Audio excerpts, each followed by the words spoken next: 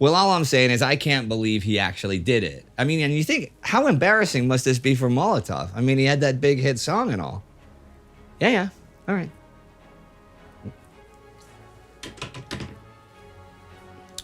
June 27th, 1941. I said it a few days ago on the day it happened, but I'll say it again. This week, Germany invades the Soviet Union.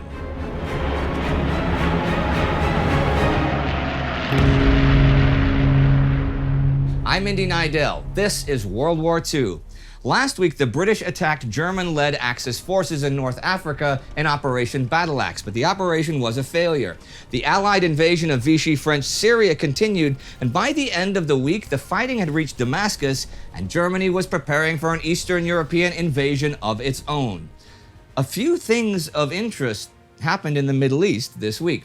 On the 21st, as the week begins, Damascus falls to the Allies. Australian troops had arrived at the end of last week, and at 11 a.m., the Vichy French garrison surrenders. Hitler had now lost any chance of an easy descent on Palestine and the Suez Canal.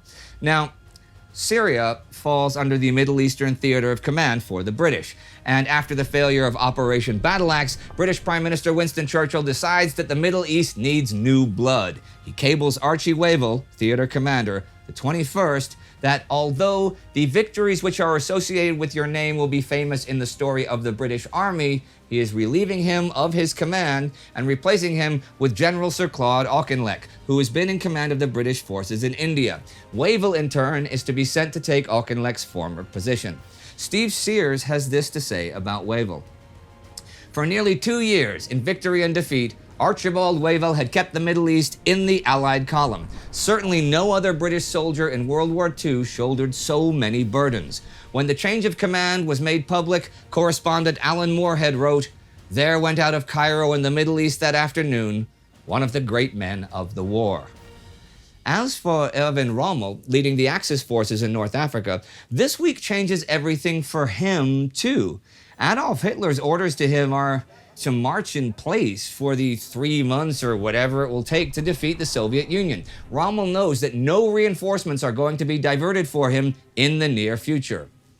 What's that about defeating the Soviet Union? Oh yes, the largest land invasion in history begins this week as Germany invades the Soviet Union. The land attack begins at 3:15 a.m. June 22nd, 1941. German bombers hit 66 Soviet aerodromes this day. By noon, over 1,000 Soviet planes have been destroyed. 5 cities are targeted by bombers: Kovno, Minsk, Rovno, Odessa, and Sevastopol. They also hit the naval base at Liepaja, and as the shortest night of the year ends, the German army advances along a 930-mile front. That's 1,500 kilometers. The spearhead of Army Group North surges and covers over 60 kilometers that day. Army Group Center captures most of the Bug River bridges intact. By nightfall, the Germans have opened a gap north of Grodno and also taken the fortress towns of Kobrin and Puzhany. The Soviet Red Army has some serious problems straight off the bat. The Western Military District, facing German Army Group Center, are deployed really far forward, but don't have much in the way of prepared defenses. And they weren't warned about the attack pretty much until it's underway. The Soviet 3rd, 4th, and 10th armies here, which ideally will absorb as much of the invasion blow as they can, are concentrated in the Bialystok salient. And the German 2nd and 3rd Panzer Group advances go around them, which is going to make encircling all those men a lot easier. I've talked in the past about the German plans for sending panzer units ahead to create cauldrons of encircled Soviet forces and then destroy or capture them all at once. Bialystok is one such cauldron. The Western District descends into chaos. Here, the Soviet command structure was rendered largely redundant from the very beginning, owing to a near total loss of communication at most levels of the chain of command. The complete disarray prevented coherent knowledge of the current situation from being gathered, and consequently the development and execution of a coordinated Soviet response. The Western Military District's hasty slide towards disintegration was worsened by the Soviet High Command's erroneous adherence to pre-war plans, which called for immediate counterattacks. They inevitably resulted in piecemeal attacks of little effect, but carried out at great cost to Soviet forces. Italy and Romania both declare war on the Soviet Union this day. And in Lithuania, the June uprising begins, which we will cover in our War Against Humanity series. On the 23rd, Adolf Hitler arrives at the Wolf's Lair in Rastenburg, East Prussia. At least for the time being, this is where he'll spend the greater part of his time. He tells Alfred Jodl, chief of Wehrmacht operations staff, "We have only to kick in the door and the whole rotten structure will come crashing down." Propaganda Minister Joseph Goebbels writes, however, in his diary, "We must win, and quickly." The public mood is one of slight depression. The nation wants peace, though not at the price of defeat, but every new theater of operation brings worry and concern. In Moscow that day, an evacuation council is set up. Its purpose is to organize the dismantling and removal of hundreds of armament factories in the western parts of the USSR and their reassembly far to the east, beyond the Urals, beyond any conceivable battle zone, even all the way to Siberia and Kazakhstan. At the end of the day, German Army Chief of Staff Franz Halder says everything is going to plan. Deputy Chief of Staff Friedrich Paulus opines, "It looks like the whole operation will be a short one." Army Commander Walter von Brauchitsch responds, "Yeah, like 6 to 8 weeks." But Field Marshal Fedor von Bock, commanding Army Group Center, does not share this view so much. He notes the stiff resistance and the catastrophic state of the Soviet roads, but he's also starting to get the idea that closing the big cauldron at Minsk, his first big objective, might not in fact yield the decisive success it has been supposed it will. Bock gets the feeling that maybe they should drive as deep into the Soviet Union as possible to prevent the enemy from building a new defensive line. Hermann Hoth, who leads one Army Group Center panzer group, will side with Bock, but the move towards Minsk will remain the goal. Still, the furthest advanced units of both panzer groups already report fuel issues. And even on the 24th, when Vilna and Kaunas have fallen, and Brest-Litovsk is way behind the front lines and coming under attack, the 3rd Panzer Group's war diary notes that road conditions allow for only a single file column, so overall movement is only that of the slowest vehicle on the road. And beyond that, heavily laden vehicles get bogged down because all routes marked as roads turn out to be unsealed, unmaintained sand tracks. The difficulties are placing great demands on the divisions. In fact, several units report road issues, vehicle issues, and fuel issues that are seriously impeding speedy movement. Also, by the end of the first few days, the Germans have been forced to face the reality that the newest Soviet armor, the KV-1 and T-34 tanks, is clearly superior to their own.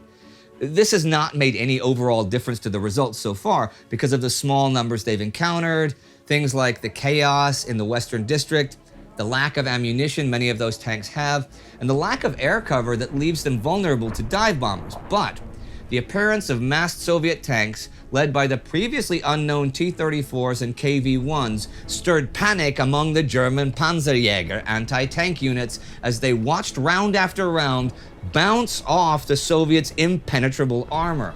And facing Army Group North that did not have the Stuka dive bombers, they were even more impressive. And Ewald von Kleist from Army Group South called the T-34 the finest tank in the world. I read in Glance and Houses When Titans Clash that on the 24th, just 51 KV-1 and KV-2 tanks engaged the 6th Panzer Division on the Dubisa River.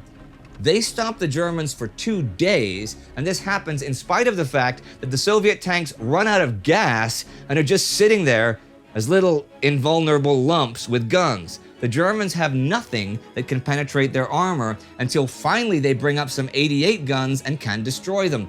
Then they find out that a lot of the Soviet tanks couldn't even fire because they haven't been bore-sighted and they've had orders to just ram the German tanks. Still, by the 25th, the Germans already threatened to close one of their cauldrons. The Bialystok salient could be encircled from the south, and the deeper cordon is to be hopefully closed at Minsk in a few days. Hoth and Guderian closed the first circle near Baranovichi. Daugavpils falls in the north. Also this day, Finland declares a state of war with the Soviet Union, and what will be known as the Continuation War begins. Sweden says it will allow Germany to move forces of up to a division in size through Sweden from Norway to Finland for the fight. German General Lemelsen of the 47th Panzer Corps protests the 25th about the senseless killings of Soviet civilians and POWs. His protest is ignored. He will next week vigorously protest that still more shootings of prisoners of war and deserters have been observed, conducted in an irresponsible, senseless, and criminal manner. This is murder. The German army is waging war against Bolshevism, not against the Russian people. He does, however, have no problem with Hitler's order to immediately execute all political commissars captured. Joseph Goebbels notes in his diary the 25th, "I am refraining from publishing big maps of Russia. The huge areas involved may frighten the public. And the huge areas of Belarus, forests and cornfields, are already filling up with Soviet partisan fighters who make countless ambushes on any vulnerable units too far forward or behind their support." By the 26th, Erich von Manstein's 41st Panzer Corps with Army Group North reached Dvinsk, taking the road and rail bridges across the Dwina River. They are now nearly 300 kilometers inside the Soviet Union. However, they have to pause now for nearly a week to wait for the 16th Army to catch up with them as it is on foot and horse. The Germans note, though, that Army Group South is moving slowly, and the Red Army command there is anything but chaotic. But this is where the Soviets thought the main blow would come, and so they have their mech units here and their strongest military districts. Konstantin Rokossovsky's 9th Mechanized Corps, for example, manages to hold the Germans back for 2 days before Rovno. This delaying action, and the actual fighting for Rovno, which itself takes a few days, showcases what the Soviets might really be capable of, and has Hitler already considering that he might need to divert some forces from Army Group Center to down south. That same day, Red Army Chief of Staff Georgy Zhukov has returned to Moscow from Tarnopol and gets Stalin's approval to set up an emergency defense system on the line Drissa, Polotsk, Vitebsk, Orsha, Mogilev, Mozhir, and a further line to the east from Sezharovo, Smolensk, Roslavl to Gomel. Hungary and Slovakia declare war on the USSR. On the 27th, the official German occupation of Lithuania begins. Meanwhile, in Leningrad, building work comes to a halt as 30,000 construction workers and their equipment are sent out of the city to dig anti-tank ditches and concrete casemates. Organized Soviet partisan groups are already this day being set up to fight behind enemy lines. Nikita Khrushchev, secretary of the Ukrainian Communist Party, gives the order for small groups of these to be formed in Kamenets-Podolsk. Around 2,000 men get together in 140 groups in Lvov, Tarnopol, Chernowitz, Rovno, and Stanislavov, and then slip through the German lines and into enemy territory to wreak havoc. Also the 27th, British cryptographers at Bletchley Park break the Enigma key used by the German army in the invasion. It's called Vulture and provides daily readings of German military orders. Churchill will have this intel given to Joseph Stalin, but insists that its sources remain secret. So Cecil Barclay, a military intel officer at the British Embassy in Moscow, will pass on German intentions and maneuvers to Soviet military intelligence. But how successful is the invasion so far? I mean, there is no question that the Germans have taken a lot of territory, and Red Army losses have been enormous in just a few days. The breakthroughs have been achieved, and the panzers, with the infantry slowly plodding behind, are heading towards their first main objectives. On the other hand, the collapse that German high command predicted would rapidly come has not. In spite of the chaos and failures of the Soviet command, Red Army soldiers are resisting to the last man, and German losses are a lot higher than they'd expected, though sustainable for the near future. The new Soviet armor, though badly led and poorly operated, is better than that of the Germans. There is also the unavoidable issue of the terrible state of the roads and the long distances needed to be covered, and how they're going to manage to get wheeled transport through at all. And what does this mean for other parts of the world? I mean, last year, when the Germans were running across Western Europe, the Chinese were anxious about what that might mean for future commitments to their struggle against the Japanese. But with Britain holding out and continued British and American support, and at least goodwill from the Soviet Union, that worry had been mitigated. But now on the 22nd, when 3 million Germans march into the Soviet Union, the war in Europe has all been changed. And that affects the war in Asia. Chiang Kai-shek, leader of the Chinese nationalists in Chongqing, knew from intelligence leaks that war between the USSR and Germany might happen, sure. And after Japan and the USSR signed a neutrality treaty 2 months ago, he aired his thoughts both that the US would be drawn into the war in Asia, or that Japan might go ahead and attack the Soviets anyhow. So he envisioned a big new role for himself as a key ally of both Moscow and Washington. Now the Comintern, the Communist International, trying to make sure of its alliances, demands that Mao Zedong and the Chinese Communists cooperate more with Chiang and the nationalists. The Central Committee of the CCP says it will cooperate with anyone: the nationalists, the British, the Americans, Martians, anyone who opposes the fascist rulers of the Axis powers. And on the 22nd, Zhao Fohai, second in command in Wang Jingwei's Chinese collaborationist government in Nanjing, writes in his diary that everyone thinks Germany will take Moscow within 2 months.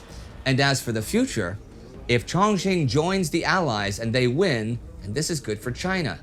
But if they lose, then that might be pretty bad for Chiang Kai-shek, but because of the collaborationist government, it might be okay for China. And he feels good that China has a foot in both boats. And this week comes to an end with the fall of Damascus, a change in British high command, and a 3 million man invasion. But this offensive is not being fought as the earlier German ones were. As John Keegan writes, already from the beginning, the battles already this week are fought with a brutality and ruthlessness not yet displayed in the Second World War, perhaps not seen in Europe since the struggles between Christians and Muslims in the Ottoman Wars of the 16th century.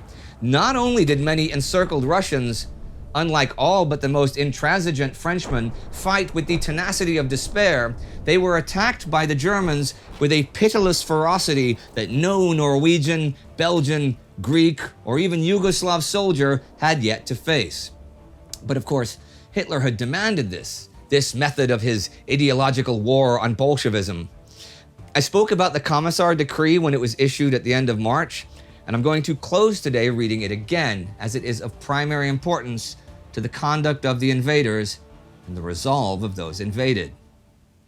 The war against Russia is such that it cannot be conducted in a knightly fashion. The struggle is one of ideologies and racial differences, and will have to be conducted with unprecedented, unmerciful, and unrelenting harshness. All officers will have to rid themselves of obsolete ideologies. I know that the necessity for such means of making war is beyond the comprehension of your generals, but I insist that my orders be executed without contradiction. The commissars are the bearers of ideologies directly opposed to National Socialism. Therefore, the commissars will be liquidated. Things are gonna get nasty. If you've just recently joined this channel, you can go back to the beginning of how this all started with Germany's ferocious invasion of Poland, which contained a great deal of atrocities of its own, and was something of a prelude for this invasion, Operation Barbarossa. You can click that right here. Our Time Ghost Army member of the week is Patricia Lefebvre. This content, this week-by-week coverage and then some, is financed by you in the Time Ghost Army. So please join us at patreon.com or timeghost.tv so I can continue to bring you this. Do not forget to subscribe and ring that bell. See you next time.